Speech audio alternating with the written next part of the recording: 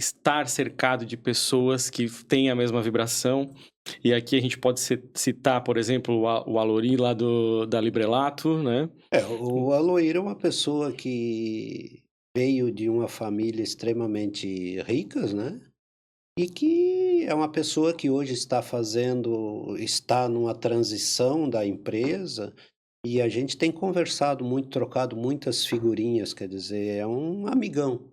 Eu diria que eu tenho poucos amigos e o Aloir se enquadra num desses, entendesse? A gente tem outros amigos, tipo o Lavinho lá da praia e tal, mas tem a confraria nossas, que estão vários amigos que a gente se dá muito bem, principalmente as esposas, que gostam de se reunir e tal, fazer aquela então isso tudo na vida é um complemento, que não adianta tu ter dinheiro se tu não tem com quem tu possa dividir, rir, falar besteira, entendesse? Tudo isso. Isso vai ser um eterno boneco que tu não vai ter o que tu vai fazer, se não tiver isso daí?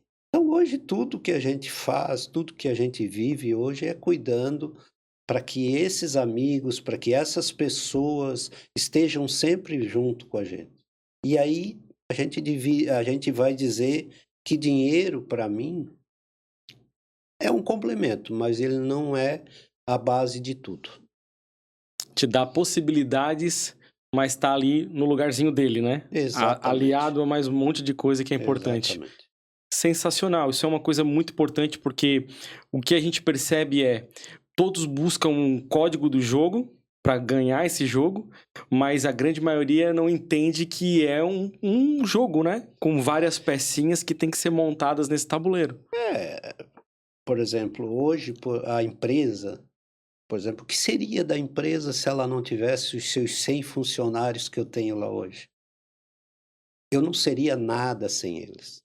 Para mim, eles são o maior patrimônio que a empresa possui, entendesse? É um complemento para a gente conseguir atingir os objetivos, mas eles também são parte importante na minha vida. Como a minha família me ajudou, os meus funcionários, por exemplo, hoje eu tenho funcionário lá que está há 15, 16 anos comigo.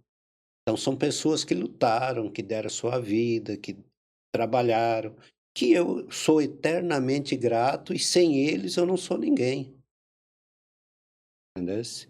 Porque não adianta tu ter o dinheiro se tu não tem uma equipe, se tu não tem quem trabalhe para você. Isso é a coisa mais certa da vida da gente. Perfeito. E falando sobre especificamente a Socril, né?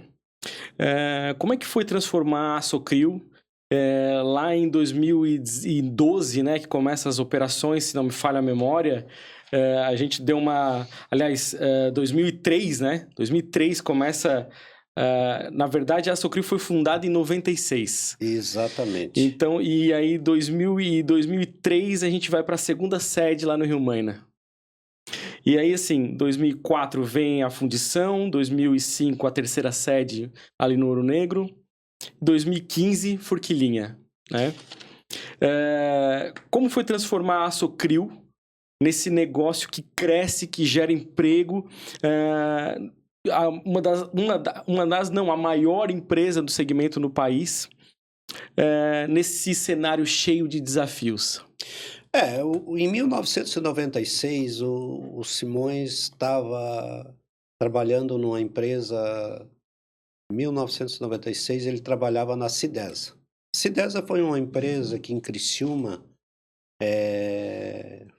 teve seus 200 funcionários, uma empresa muito boa, que eu considero uma escola para muita gente. E naquele período eu já estava trabalhando na empresa há 13 anos, e ela foi vendida, certo? E aí com a venda dela, eu particularmente não me senti, muito à vontade, por várias situações. Aí o que é que acontece? O Simões começou a pensar de uma outra forma. O que que eu posso fazer se amanhã eu sair da Sidesa? Aí que veio na mente o mercado enorme, porque quando eu trabalhei na Cidesa, eu viajei todo o Brasil. Então eu conhecia toda a clientela, desde o Rio Grande do Sul até o Nordeste, Amazonas. Eu visitei todas as fábricas de cimento do Brasil, entendeu? Então foi uma escola que eu tive, foi um aprendizado. E com a fase dela, a troca societária, eu não me sentia à vontade. E comecei a pensar que eu tinha um potencial enorme, que eu poderia ter carreira solo. Foi aí que eu saí, me desliguei da empresa e comecei a comercializar aqueles produtos que não era interessante para a Cidesa. Ou seja, clientes pequenos, que não tinha, uma empresa grande com 200 funcionários, não interessa para ela lá aquele clientinho que compra 10.000 por mês. Não é que não interessa, não passa a ser mais não atrativo, entendesse? Aí eu comecei a ver aquele nicho de mercado que estava sendo jogado fora, que eu poderia trazer para mim e formar uma empresa, como aconteceu a formação da Socrio. Então vislumbrei um mercado que foi até através de cerâmica vermelha, que é a cerâmica de tijolo, que é um mercado que é pequenininho, quer dizer, o cara compra uma peça hoje, uma peça amanhã, que não tem um volume muito significante. Mas para quem teve uma visão que nem eu, foi uma maneira de eu alavancar a empresa. E aí comecei a trabalhar, fazer saí da empresa, me desliguei e comecei a fazer negócios terceirizando.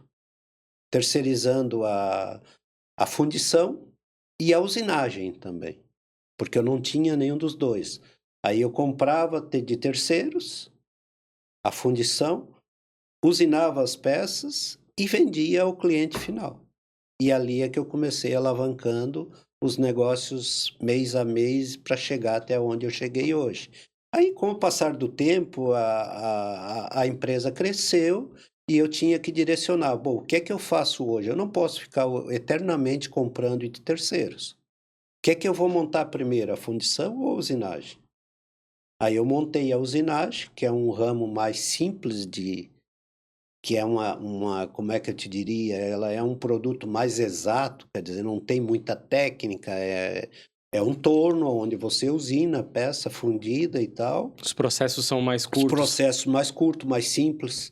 E é o ponto que foi aí que veio em 2003 que eu montei a unidade no Rio Maina. Porque até então eu era numa meia-água no bairro Brasília. Entendesse? Ali no Rio Maina já as coisas começou a criar um corpo de máquinas, um corpo técnico, várias pessoas, e daí começou a crescer.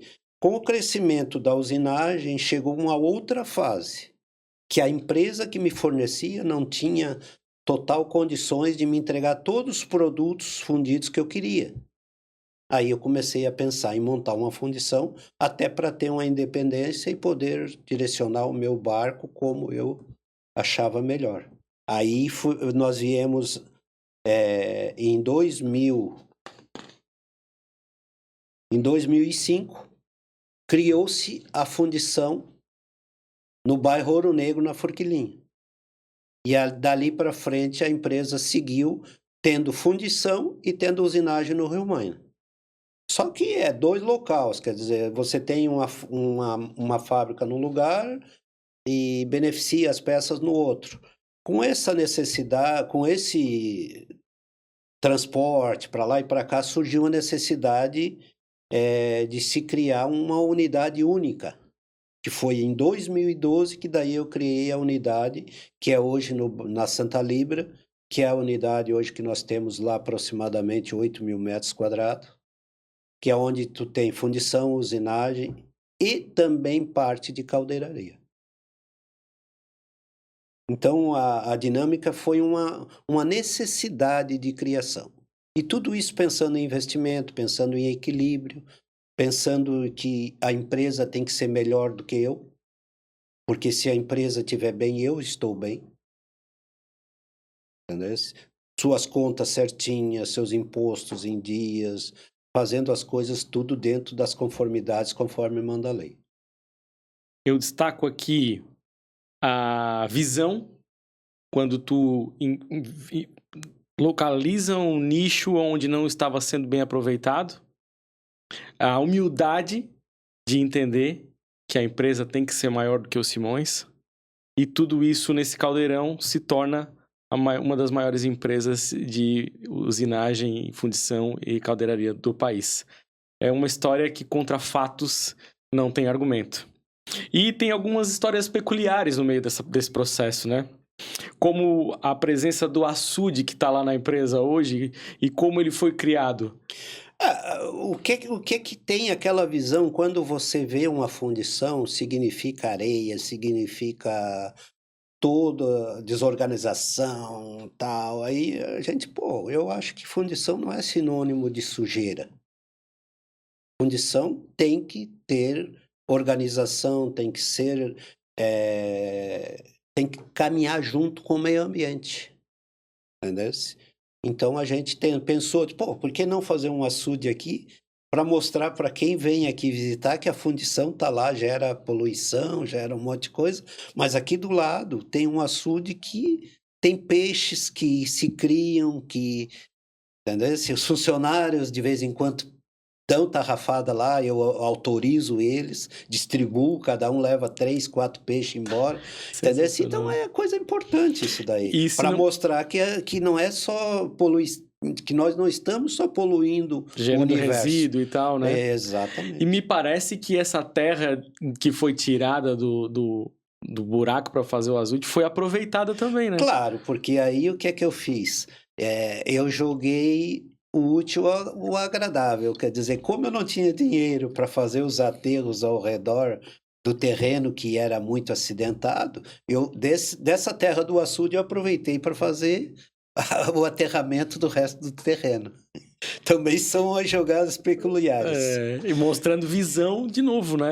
E assim, nada se cria, tudo se copia. É isso aí, perfeito. São detalhes que vão nos aproximando, vão aproximando os nossos inscritos da tua vida real e de entender que se seguir esse passo a passo, com visão, com vontade de fazer a coisa, com entendimento, a gente chega lá. Isso é uma coisa que a gente não abre mão de trazer aqui no Código do Jogo, porque quando a gente pensa em falar de códigos, a gente pensa em, às vezes, coisas mirabolantes, em descobertas incríveis, geniais, e que, na verdade, também, né, pode ser nesse sentido, mas que fazendo a coisa com muito afinco, com um pouquinho de tino para o negócio, né, mas com muita dedicação e uma visão para frente, as coisas chegam também nesse patamar. Eu acho que tudo na vida, quando você faz com foco, com afinco e com fé em Deus, as coisas acontecem.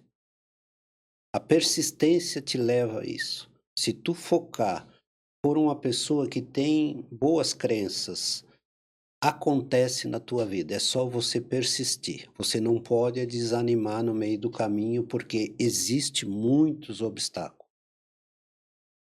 Entendeu? Mas nada na vida da gente é fácil. E quando você tem fé em Deus e você tem crença naquilo que você faz, você move montanhas. Isso é o segredo para toda pessoa que quiser vencer na vida. E então vamos lá, sobre espiritualidade e fé. Qual é a proporção da espiritualidade e da fé dentro desse processo de prosperidade dos Simões? Aí eu diria que tem um grande percentual aí, se não 100%. 100% de fé e de espiritualidade. Porque nada na vida tu vai conseguir se tu não tiver fé num ser supremo. Que para mim só tem um, e é Deus. Quando eu falo Deus, eu falo Jesus porque é o filho dele também. Isso também é outra coisa que a gente pode perceber que é muito comum, né, das pessoas que estão aqui conversando conosco. Então, eu já consigo bater o martelo que isso não tem nada de coincidência. É fato, é mais um código que todo mundo pode anotar aí que com certeza dá certo. E eu também queria te perguntar, Eu tive o privilégio de conhecer a parte administrativa da tua empresa. O que me chamou muita atenção foi a importância que tu dá à tua trajetória, que inclusive está lá na tua parede, que foi sensacional, aquela trajetória colocada na parede para todas as pessoas que tiverem o privilégio de entrarem ali e ter noção de que as coisas não acontecem assim da noite para o dia. Tem muito trabalho, muita dedicação nesse processo. A organização e a limpeza, que foi, assim, me chamou muito a atenção, né? Muito, de fato, muito organizado, muito clean. E eu acho que corrobora com o fato de que tu falou, né? Que não tem que fazer, de fato, esse vínculo com uma coisa que gera muito resíduo. Não, dá para fazer tudo muito, muito bonito e muito perfeito. E a presença dos teus amigos de quatro patas que estão lá, que me recepcionaram.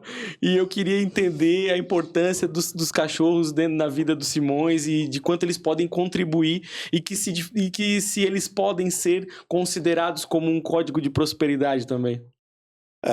Com relação à organização da empresa, a gente tem, assim, muito a agradecer a Vanessa, principalmente, porque pela formação dela como arquiteta, né, ela colaborou com todo aquela projeto, com aquela estrutura, com aquela situação para ficar que fosse tudo dentro dos conformes, conforme um arquiteto tem condições de fazer. E isso, toda aquela homenagem que eu tenho lá e tal, foi um presente que eu recebi dos filhos, que todos eles me deram aquilo assim como surpresa. Quer dizer, um dia eu me proibiram de ir lá no escritório e tal. Quando eu voltei lá, estava aquela parte toda escrita, aquela trajetória que me emocionou bastante, porque nada mais é do que um reconhecimento a todo o trabalho que o Simões teve para chegar onde ele chegou. Isso é um reconhecimento do que eles viram, quer dizer, do que eles passaram comigo no dia a dia, daquelas viagens, às vezes, no início da carreira, sem ter um hotel, sem ter dinheiro para pagar um hotel, tendo que dormir, às vezes, dentro de um carro, da caminhonete que viajava. Não é que não teria o dinheiro, é que as prioridades que a gente tinha na época era muito superior ao preço que poderia se pagar num hotel, entendesse? Então, foi tudo visão de que aonde você consegue trabalhar com dedicação, as coisas acontecem. Então, eles fizeram essa homenagem até pelo trabalho, pelo reconhecimento a toda a minha dedicação, ao meu sofrimento na carreira como profissional e como empresário. Então eu, de certa forma, agradeço a eles todo dia pela acolhida que eles me dão.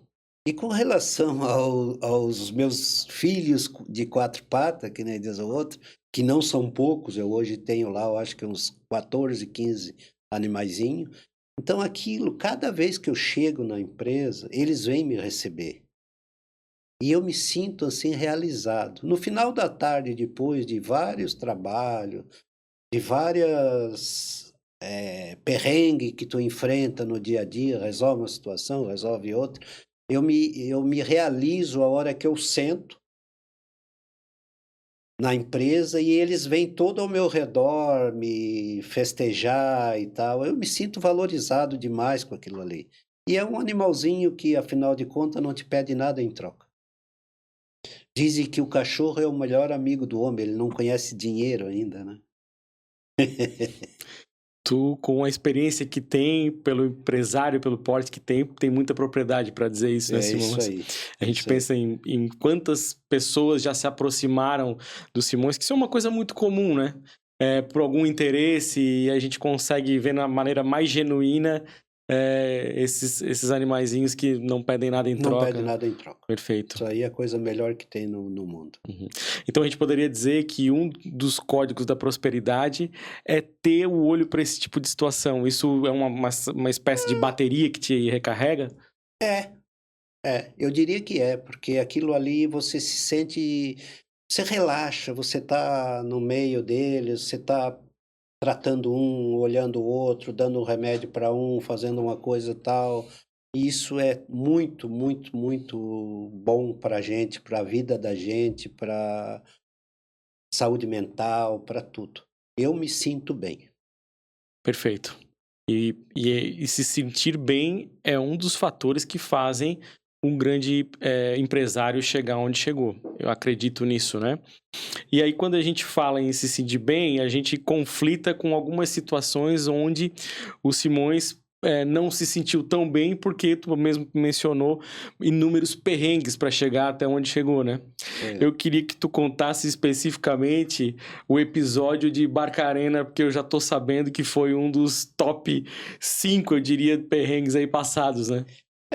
Eu na minha carreira como funcionário, o tempo que eu trabalhava na Cides, eu sempre fui um profissional muito ativo. E eu tinha uma particularidade, eu sacrificava lazer, sacrificava família, sacrificava tudo para ser aquele profissional atuante e servidor para onde vinha o meu ganha-pão. Então não viajei muito esse Brasil e uma das coisas que não me arrependo, entendesse? Porque eu acho que graças a isso eu hoje talvez esteja onde eu estou, tudo em decorrência disso. Mas essa viagem foi meio traumática, entendesse? A gente viajou para o Nordeste. Barcarena é uma cidade no interior do Pará, aonde tu só consegue chegar lá por barco de pesca. Entendesse? E numa viagem dessa, a gente teria que visitar a Albras, que era uma empresa hoje que fabrica lingotes de alumínio, e a gente tinha muito fornecimento para eles e precisou ir até lá. Como eu estava há 2 semanas já fora do habitar, a gente tentou pegar uma lancha para ser mais rápida a locomoção para ir e voltar no mesmo dia. Porque senão teria que pegar um barco de linha, você ia de manhã e voltava à noite, era um dia perdido. E nessa viagem a gente foi e tal, fez várias visitas lá na Albras, em vários departamentos, todas a empresa grande, tu sabe, ela tem a manutenção, e aí tem departamento de aciaria, departamento de vários, e a gente foi se envolvendo e conversando e tal, quando viu, já estava à noite, e esquecemos de que nós estávamos numa lancha, e que a lancha era pequena e o trajeto nosso de retorno era grande. Aí voltamos para o porto, o piloto da lancha estava meio apavorado. Pá, mas vocês demoraram muito, a lancha não tem todos os aparatos de segurança. E agora, o que é que nós fizemos? Eu digo, não, toca e vamos para frente. Temos que chegar. Temos que chegar. Saímos, isso era umas 19h30, já estava escurecendo. E aí o reflexo, o rio lá, o rio Barcarena, ele tem 2, 3 quilômetros de largura. Pensa é um mar, não é um rio. E aí nós estamos voltando, a lancha pega, e quando nós estamos numa determinada altura, deparamos-se com um barco de pescador atravessando o rio. Aí o piloto tirou a lancha para não bater no barco pescador, ela foi ela rabiou e chegou e bateu no barco de pescador. Com a batida, houve um acidente e a lancha começou a perder o leme, ela começou a rodar e aí eu gritei pro piloto, igual, toca para a margem do rio porque eu não sei nadar. Jesus amado. Só um detalhezinho simples, dentro de um rio de 2 De quilômetros 2 quilômetros de largura. Eu não sei nadar. Então toca para a beirada o máximo que tu puder. Ele tocou, só que quando chegou 100 metros da costa, para chegar no mato, a lancha apagou o motor. Aí o meu representante, que era o representante da empresa que eu trabalhava, deu uma mergulhada e disse, ó, pode ficar sossegado aí que tu vai ficar em cima da lancha e a lancha tu não vai afundar. A água vai chegar no teu peito e vai estar bom. Ele foi cirúrgico na coisa. Aí eu fiquei ali, peguei de calça social, camisa social, botamos uma bolsa que eu tinha na cabeça e esperamos ver até onde a água ia chegar. A água chegou até o pescoço. Isso nós ficamos ali, para te ter ideia, das 7h30 da noite até a meia-noite, quando a maré, que lá tem o fenômeno da maré, a meia-noite é a maré mais baixa que tem. Aí a lancha começou a ficar, à meia-noite ela já estava com a metade fora da água. Aí nós se deslocamos para a beira, porque sabia que de manhã, como não houve socorro, a gente era de noite, a gente migrou para a beira do mar e ficamos trepados na beira nas árvores, até chegar no outro dia, às 9h30, onde nós conseguimos um pescador que nos deu um socorro. Então foi uma aventura bem significante. Poderia ter ali acontecido uma tragédia e a Socril não ter existido. Gostou desse corte? Então se inscreve no nosso canal de corte, porque todo dia a gente vai lançar um novo conteúdo para você. E quer ter acesso ao conteúdo completo? No link na descrição, entra no nosso canal, se inscreve, porque você vai ter muitas informações sobre prosperidade e riqueza. E aqui do lado tem um conteúdo exclusivo que eu separei especialmente para você.